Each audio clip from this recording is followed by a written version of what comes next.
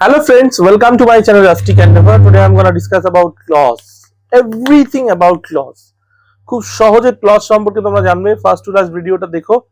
যদি ভালো লাগে তাহলে অবশ্যই লাইক এবং শেয়ার করো। চ্যানেলে নতুন হলে সাবস্ক্রাইব করে নিও। ক্লজ। ক্লজ কি? A group of words. A group of words এটা একটা জিনিস contain subject and verb. Phrase এবং ক্লজের মধ্যে কিন্তু পার্থক্য এটাই যে কন্টেইন সাবজেক্ট এন্ড ভার্ব থাকে না, এটা ফ্রেজের মধ্যে থাকে না, গ্রুপ অফ ওয়ার্ডস থাকে। তার মানে ক্লজ হলো শব্দ সমষ্টি যার মধ্যে সাবজেক্ট ভার্ব থাকে। যেমন she sings, she sings, here she subject, sings হলো verb. When the rain stopped, এখানে the rain হলো সাবজেক্ট, stopped হলো verb।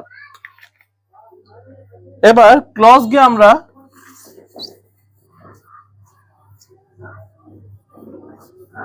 আমরা দুভাগে ভাগ করতে পারি।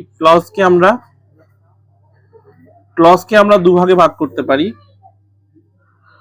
একটি হলো independent clause,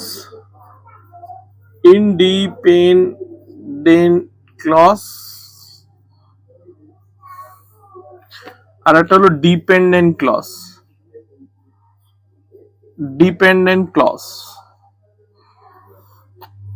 expresses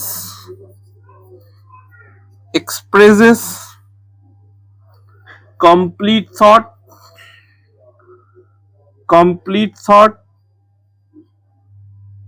and can stand alone as a sentence.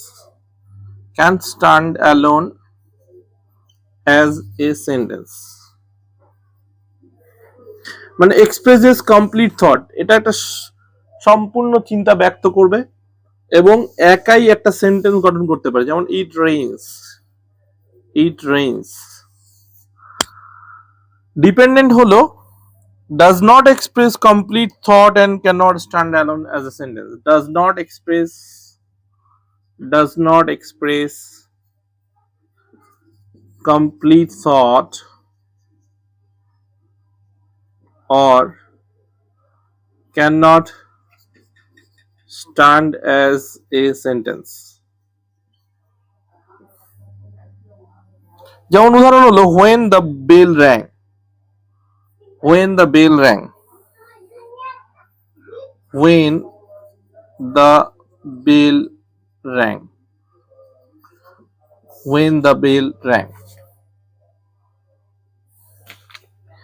এবার আমরা চলে আসবো বন্ধুরা টাইপস অফ ক্লজে। খুব ইম্পর্টেন্ট, পরীক্ষায় একদম অ্যাডভান্স, বেসিক লেভেল থেকে অ্যাডভান্স লেভেল এটাই প্রশ্ন করা হয়। ক্লজকে আইডেন্টিফাই করার জন্য প্রশ্ন করা হয়। তো আমাদের ক্লজ কে জানতে হবে, ঠিক আছে? Types of subordinate clause.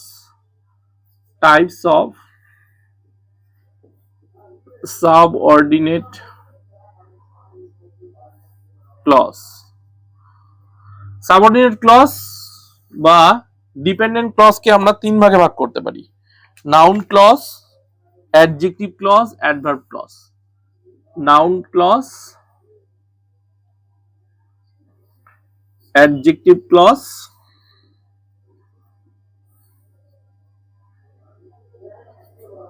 আর হলো অ্যাডভার্ব ক্লজ। তো বন্ধুরা এগুলো কিভাবে আইডেন্টিফাই করব সেটা আমি এখন দেখাচ্ছি। ভিডিওটা আনকাট লাস্ট অবধি দেখবে, তাহলে তোমরা সম্পূর্ণ ক্লজ সম্পর্কে যত তথ্য আছে সম্পূর্ণটা পাবে এবং শিখতে পারবে। নাউন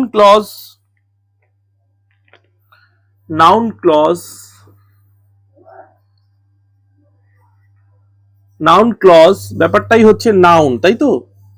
মানে সাবজেক্ট হিসেবে থাকতে পারে, অবজেক্ট হিসেবে থাকতে পারে, কমপ্লিমেন্ট হিসেবে থাকতে পারে, তাই না? বোঝা যাচ্ছে নাউনের কাজ সাবজেক্ট হিসেবে থাকা, অবজেক্ট হিসেবে থাকা বা কমপ্লিমেন্ট হিসেবে থাকা। তার জন্য noun clause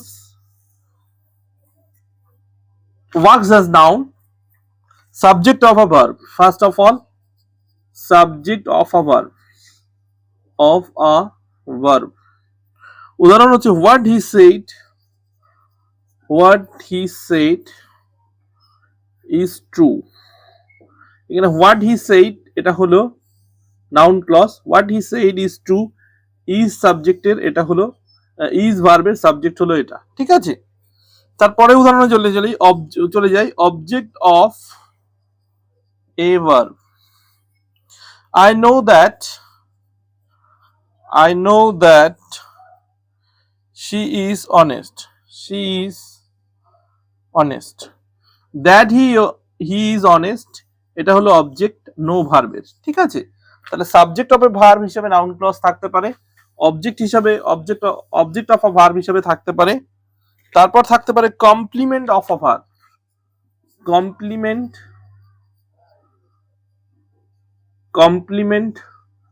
of a verb. The fact is that he is failed. The fact is that he failed. তাহলে the fact is ভার্বের that he failed এটা হলো কমপ্লিমেন্ট, এটা হলো কমপ্লিমেন্ট, is ভার্বের কমপ্লিমেন্ট, তাই এটা হলো একটি noun clause.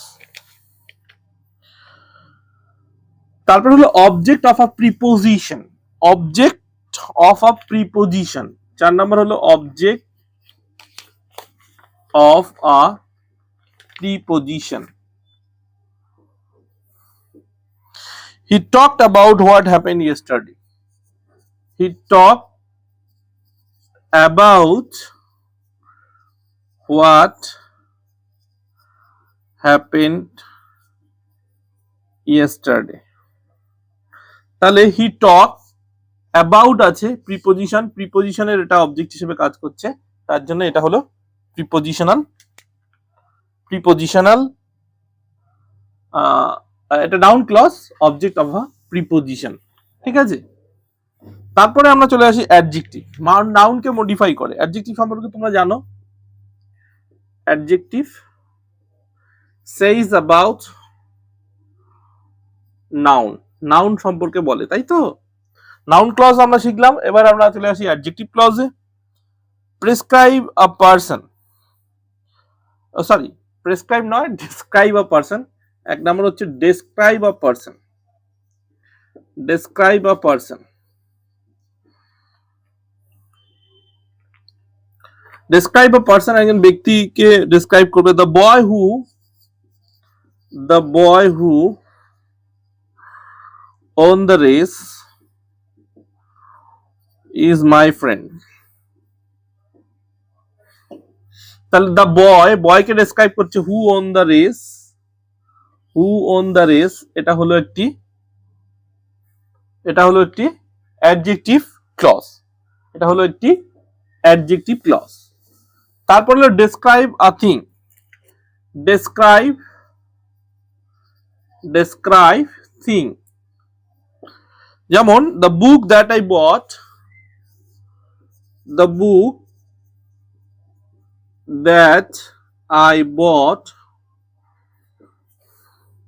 is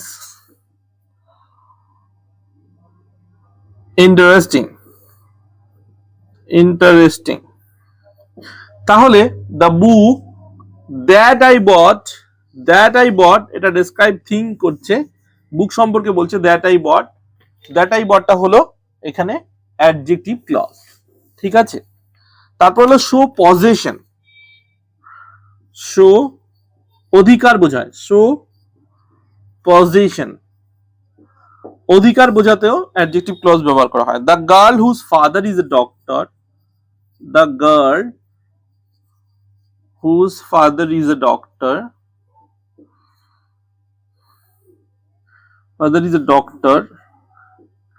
lives here. তাহলে whose father is a doctor, এটা পজিশন বোঝাচ্ছে, গার্লের পজিশন বোঝাচ্ছে, গার্লের অধিকার বোঝাচ্ছে, পজিশন বোঝাচ্ছে বা অধিকার বোঝাচ্ছে, তাই জন্য এটি অ্যাডজেক্টিভ ক্লজ। তো বন্ধুরা, নাউন ক্লজ, অ্যাডজেক্টিভ ক্লজ সম্পূর্ণ আলোচনা হলো। এর মধ্যে যদি কোনো প্রশ্ন থাকে কমেন্টে জানাও, তোমাদের কমেন্ট অনুযায়ী পরবর্তীতে ভিডিও দেওয়া হবে, ঠিক আছে? তারপরে চলে আসি আমরা অ্যাডভার্ব ক্লজ। অ্যাডভার্ব ক্লজ, অ্যাডভার্বের কাজ কি? অ্যাডজেক্টিভ, ভার্ব, অ্যাডভার্ব ইটসেলফ, মানে অ্যাডভার্ব নিজের সম্পর্কেও বলে, ঠিক আছে? সেইস অ্যাবাউট, অ্যাডজেক্টিভ আর অ্যাডভার্ব। এগুলোকে আমরা কি করে পাই? হোয়েন দিয়ে প্রশ্ন করলে, হোয়ার দিয়ে প্রশ্ন করলে, ওয়াই দিয়ে প্রশ্ন করলে, হাউ দিয়ে প্রশ্ন করলে, under what condition, under what condition ইত্যাদি দিয়ে প্রশ্ন করলে আমরা উত্তর পাই। এই ক্লজ গুলো হচ্ছে অ্যাডভার্ব ক্লজ, এই ক্লজ গুলো হচ্ছে অ্যাডভার্ব ক্লজ, ঠিক আছে? এটা মনে রাখবে, এই ক্লজ গুলো হচ্ছে অ্যাডভার্ব ক্লজ। অ্যাডভার্ব ক্লজের প্রথম উদাহরণ হচ্ছে টাইম দিয়ে, টাইম দিয়ে, ঠিক আছে? When, I was sleeping when the phone rang. I was sleeping when the phone rang. তাহলে when the phone rang এখানে হচ্ছে স্লিপিং এর, স্লিপিং কে মডিফাই করছে when the phone rang, এটা হলো অ্যাডভার্ব ক্লজ, ঠিক আছে? টাইম, ঠিক আছে? when দিয়ে প্রশ্ন করলেই আমরা পাচ্ছি। তারপরে হচ্ছে রিজন, রিজন, তারপর প্লেস করি, stay, stay where you are, where you are, এটা হলো প্লেস। তাহলে হোয়ার ইউ আর এটা হলো অ্যাডভার্ব ক্লজ, ঠিক আছে? প্লেস দিয়ে বোঝাচ্ছে, হোয়ার দিয়ে বোঝাচ্ছে। তারপর হলো রিজন, তারপর হলো রিজন, কারণ। রিজন কি? He stayed at home, he stayed at home because he was ill. তাহলে because he was ill, reason, এটা হলো অ্যাডভার্ব ক্লজ, ঠিক আছে? তারপরে আমরা চলে আসি কন্ডিশনে, তারপরে আমরা চলে আসি কন্ডিশনে। Condition, if it rains, if it rains we will cancel the top, we will cancel the meeting, cancel the meeting। Condition, if it rains, if it rains এটা হলো কন্ডিশন, ঠিক আছে? তাই জন্য এটা হলো অ্যাডভার্ব ক্লজ, ঠিক আছে? এটা হলো অ্যাডভার্বিয়াল ক্লজ। তারপরে পারপাস, তারপরে আমাদের জানতে হবে পারপাস, ঠিক আছে? she studied hard, she studied hard so that she could pass the exam, pass the exam। তাহলে কি করেছে? সে স্টাডি করেছে হার্ড, কেন? so that he could pass the exam, এটা হলো কন্ডিশন, এটা হলো পারপাস। পারপাসটা কি ছিল? উদ্দেশ্যটা কি ছিল? স্টাডি হার্ড করার, যাতে করে সে এক্সাম পাস করে, তাই তো? সেজন্যই এটা হলো অ্যাডভার্বিয়াল ক্লজ, ঠিক আছে? তারপরে উদাহরণে চলে যাই, condition, concession. although he was tired, although he was tired he continued working। তাহলে although he was tired এটা হলো কনসেশন অ্যাডভার্বিয়াল ক্লজ, এটা হলো কনসেশন অ্যাডভার্বিয়াল ক্লজ। তারপরে উদাহরণে চলে যাই, he runs faster than I do, he runs faster than I do, than I do, he runs faster than I do, than I do এটা হলো কম্পারিজন, তুলনা, comparison, তুলনা, তুলনা বোঝাতে অ্যাডভার্বিয়াল ক্লজ ইউজ করা হয়, এটা হলো একটা অ্যাডভার্বিয়াল ক্লজ। তারপরে উদাহরণে যাই, he speaks as if he knew everything, he speaks as if he knew everything. Manner, এটা ম্যানার বোঝাচ্ছে, ঠিক আছে, এটা ম্যানার বোঝাচ্ছে। হাউ, কিভাবে, how as if he knew everything, সে যেন সবকিছু জানে, এভাবেই সে কথা বলে, ঠিক আছে। এটা হলো একটা অ্যাডভার্বিয়াল ক্লজ। তো বন্ধুরা, এই ছিল ক্লজ অল ট্রিক্স। তোমরা হয়তো বুঝেছো, যদি না বুঝে থাকো তাহলে কমেন্ট করো, তোমাদের কমেন্ট অনুযায়ী পরবর্তী ভিডিও দেওয়া হবে। যদি ভিডিওটি ভালো লেগে থাকে লাইক এবং শেয়ার করো, চ্যানেল নতুন হলে সাবস্ক্রাইব করো। Thanks for watching till and, have a nice day.